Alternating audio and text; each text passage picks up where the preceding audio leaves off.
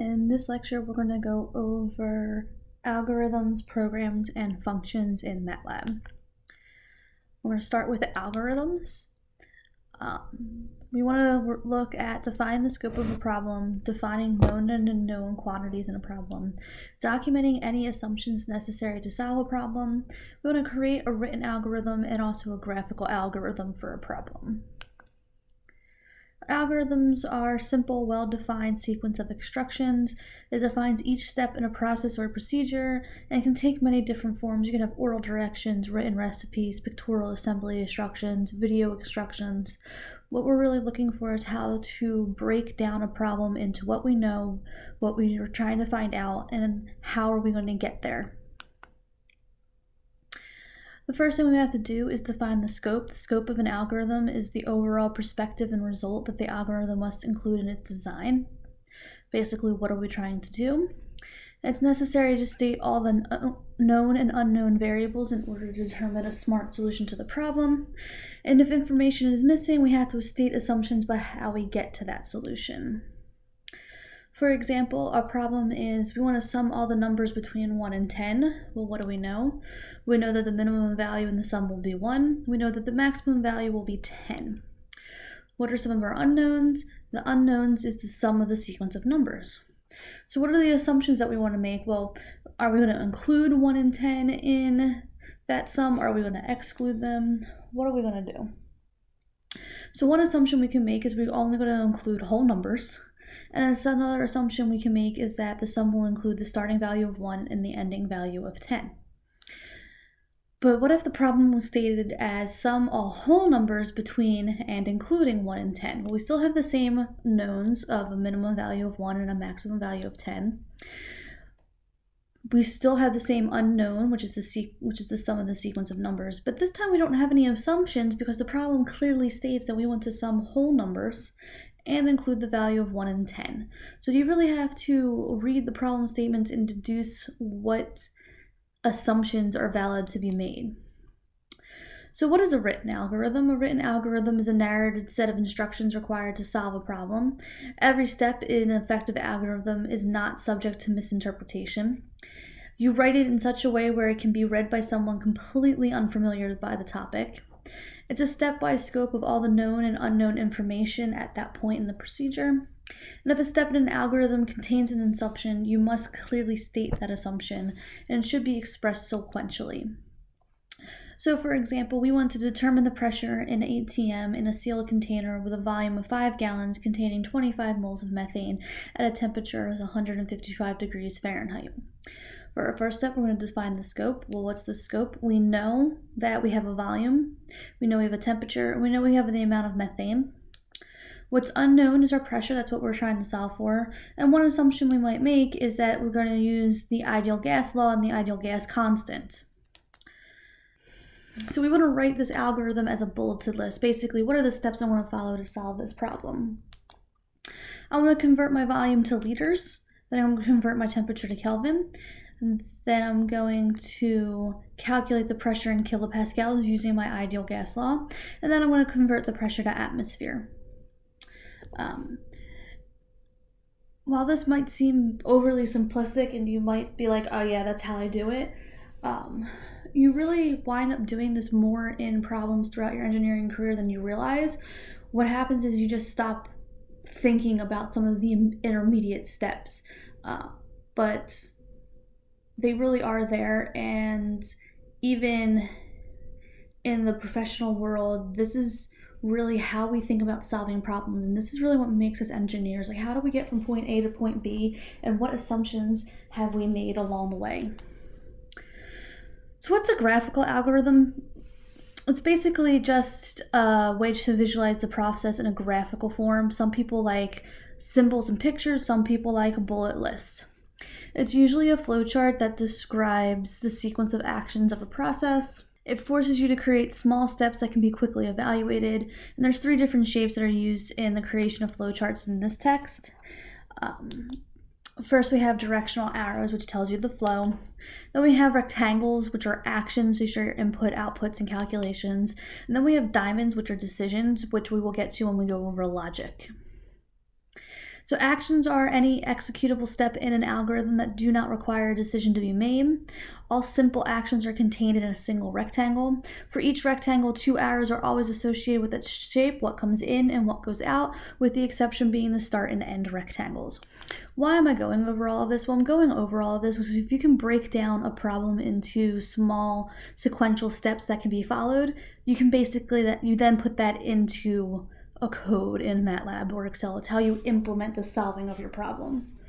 So if we look again at our problem where we're trying to determine pressure, and we have our bullet list algorithm that we wrote, we can convert that into a graphical form where we're going to start our problem. Next, we're going to convert our volume to liters.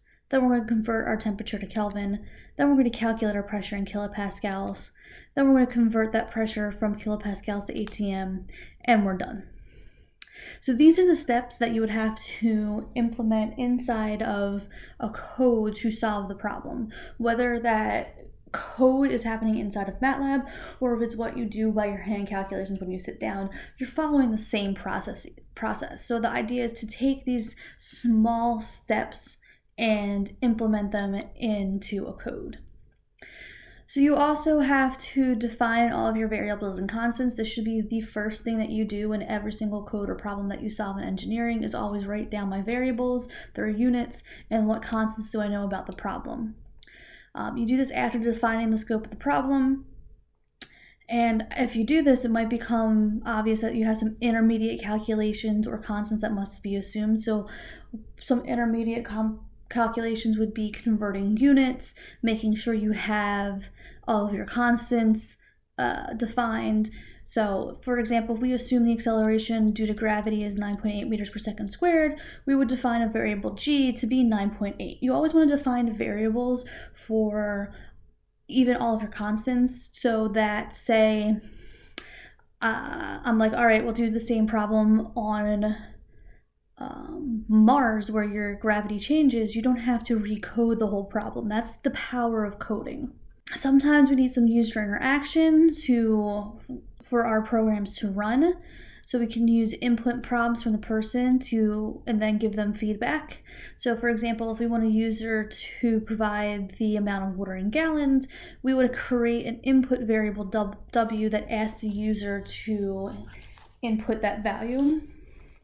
And we can make some output where feedback is provided if they input a negative number or information that we don't want. We're going to go over more input and output in the next chapter. So it's also helpful to write out all of the full calculations that you're going to be doing in their equations to identify which variables in the algorithm correspond to your variables in your expression. For example, if we want to calculate the thermal energy of a substance using the equation energy is equal to mass times specific heat times the change in temperature, that's what we need to compute, so we have to define a variable m, Cp, and delta T. It also helps you identify time. You can convert a variable and save it in the same variable, or you can convert a variable, say to have time minutes, time seconds. This is where some of the freedom of coding comes in. You always want to test your algorithm whenever possible. You hopefully have a test case that you can do that is an answer that you know. It gives you a way of figuring out if your code and algorithm is working. You should hopefully have at least 1 or 2 test cases. Your test case should include all of the inputs and all of the outputs, so you can actually check every step of the way to make sure things are occurring properly. There is a template to help you write algorithms if you so wish. If you just click on that Word document over here, it will pull up. So let's look at an example.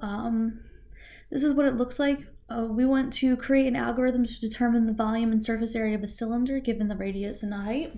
So what are our knowns or our inputs? Well, we know the radius and we know the height. Our outputs are going to be the volume and the surface area. Our assumptions are, well, we want all the units in centimeters. The object is a cylinder, and we're not going to include the ends in the surface area. A written example might be, well, first we're going to enter the values of R and H. Then we're going to calculate the volume using V as pi r squared times h. Then we're going to calculate the surface area as 2 pi r times h. I could implement this in a flowchart where I start, then I input the radius, I input the height, then I calculate the volume, then I calculate the surface area, and then I end. You don't have to do both. You should choose one or the other, whichever you feel more comfortable with. They're both presenting the same information in different ways. So now we have some test cases. For example, if my radius is 3 centimeters and my height is 4 centimeters, my output should be, for my volume, 113.1, and my surface area should be 75.4. So hopefully you should be able to go back and check them. It's not always possible, but it really is an important step in creating algorithms and codes. You should know what answer you're expecting, at least on an order of magnitude scale. So what are programs? Well, we want to understand how to navigate the MATLAB interface, which is going to involve remembering the naming rules for programs, which are the same as the naming rules for variables. We're going to create, execute, and modify programs. We're going to use documentation through comments and block comments to enhance our problems and our solutions. Comments really make it where you can give a code to somebody else who didn't write it and help them use it. That's a big problem in coding. If you don't have a lot of comment documentation and you give it to somebody else, they're not going to have any idea what it's going to do because you know what it's going to do. We want to understand RCLC and clear commands. We're going to learn how to suppress output from appearing in the command window. And we want to recognize the 4 common errors found during programming and testing. So programming is the process of expressing an algorithm in a language that a computer can interpret, which is why we just went over algorithms. So you really should have a proper header to describe the scope of the problem so you know what this code is doing, others know what this code is doing, and it'll save you a lot of time, and you won't be like me where I'm trying to find a code from 2 semesters ago going, what does this do again? As a rule of thumb, for each rectangle and diamond in a flowchart, there should be a few comments in your code that explains what action is occurring. And testing is critical because it'll allow you to find syntax errors, runtime errors, formula errors, and derivation errors. The most common that occur are the syntax errors, which are the easiest to find. Finding a formula coding error is harder, and finding a formula derivation error is actually the hardest because that's not an error in the code, that is an error in the underlying assumptions of the problem. A few words of caution: keep track of your units. This goes for this class, any class that you take, keep track of your units. Almost every problem I have ever seen as a student making a mistake doing a homework problem or a lab report has been not having the right units. You should ensure proper documentation. For every numbered item in a written algorithm, you should include an item as a comment in your code. To make a comment in MATLAB, you use the %sign. MATLAB searches for variables by going through the variable list, then built-in functions, then program or functions in the current directory, and then programs or functions in your current path.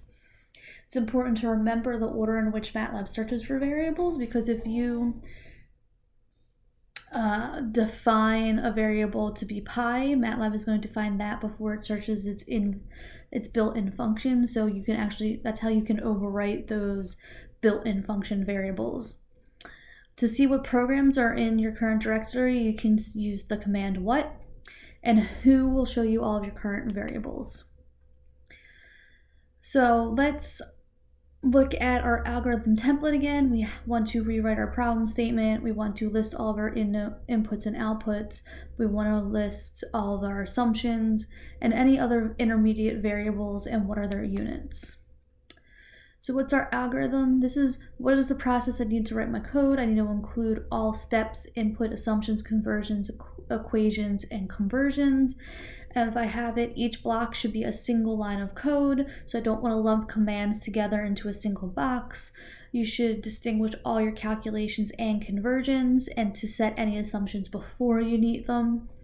You should also keep all conversion factors as individual numbers, for example, 2.54 and 100, and not try to lump them together into a single factor, because this will allow you to make troubleshooting of your code easier.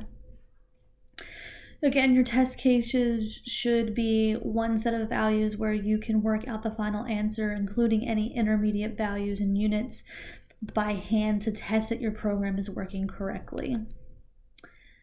So let's create this algorithm to determine the volume and surface area of a cylinder again. We have our inputs of radius and height. We have our outputs of volume and surface area. We want all units in centimeters. The object is a cylinder. Please note that this time we are not making the assumption that the top and bottom of the cylinder are not part of the surface area. So what do I do? Well, again, I'm going to enter my values for my radius and my height. I'm going to calculate the volume using pi r squared h, and I'm going to calculate the surface area as 2 pi r h plus 2 pi r squared, because this time I am including the top and bottom of the cylinder. And I have my test cases of my radius and height are equal to 3 and 4 centimeters respectively of what the output should give me. So how do I turn this written or flowchart into code? Well, let's see. Here's an example. I have some headers that say my name, what class I'm in, what's the date, what is the problem I'm trying to solve, which is to calculate the volume and surface area of a cylinder.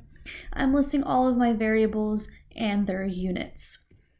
Then I do some bookkeeping of clearing all of my variables and cleaning up my command window. Then I'm going to set my input variables. Well, I have my radius and my height. And then I'm going to do my calculations, which are for my volume and my surface area. So that's really how you turn your written algorithm into some code. We're going to look at another example. We have the maximum radius of a falling liquid drop that it can have without breaking apart is given by the equation the radius is equal to sigma divided by g times rho, where sigma is the surface tension, g is the acceleration due to gravity, and rho is the density of the liquid. We want to use this expression to determine the surface tension in units of joules per meter squared. And as a test case, we're going to consider the maximum radius of a drop is 0.25 inches, and the specific gravity of the liquid is 0.79. So what's the first thing I'm going to do? Well, I'm going to write out my algorithm in terms of what my problem statement is. I have the test case that was given. So my inputs are the radius and the specific gravity, where my radius is in inches and my specific gravity is unitless. And my outputs are my surface tension, which is in joules per meter squared. There is a mistake there. This should be joules per meter squared. Our assumptions are that we're solving this problem on Earth, where gravity is equal to 9.8 meters per second squared. We're also going to assume that the density of water is 1,000 kilograms per meter cubed. We need the density because we were only given the specific gravity, and the equation calls for density, and we have the relationship that density is equal to the specific gravity of a liquid times the specific gravity of water. So our equation was given to us in the radius is equal to the square root of the surface tension divided by gravity and the density. We're asked to find the surface tension, so I need to rearrange my equation to read that my surface tension is equal to my radius squared times my density times gravity. So I can do the same thing in a flowchart. I have my starting point and my end point. The first thing I'm going to do is input my radius and my specific gravity. I'm also going to set the gravity for Earth. I'm going to set my density of water. I'm going to convert from inches to centimeters, and then from centimeters to meters in 2 different steps. That should actually be 2 rectangles. Then I'm going to calculate the density of my liquid using the fact that its density is the specific gravity times the density of water. Then I'm going to calculate my surface temperature in joules per meter squared, noting that 1 joule per meter squared is 1 kilogram per second squared. And I have then achieved the goal of my program. I can also run some test cases. My input was 0.25 inches, my specific gravity was 0.79. I can check my intermediate values to make sure my conversions are occurring correctly, and I can also check the output. So how does this look in code? Well, I'm going to start by inputting my radius in inches. So I'm going to say my r is equal to 0.25. I also want to note my unit, so I'm going to use some inline comments to do so. Next, I want to define my specific gravity, and then I needed to define other constants. I don't want to use 9.8 within my program. I want to make it as most user-friendly to the large problems if a number changes as possible. I don't want to have to go find every value of 9.8. That's called hard coding. I don't want to hard code those values in every single time. So I'm going to set my density of water, and I'm going to set my gravity, and then I'm going to carry out my conversions. Unit conversions should appear as actual conversion factors. I don't want to multiply them together, so I'm going from inches to centimeters to meters. I'm doing it in one line of code. However, I am listing my conversion factors separately. I didn't pre-multiply them. Then I want to calculate my density.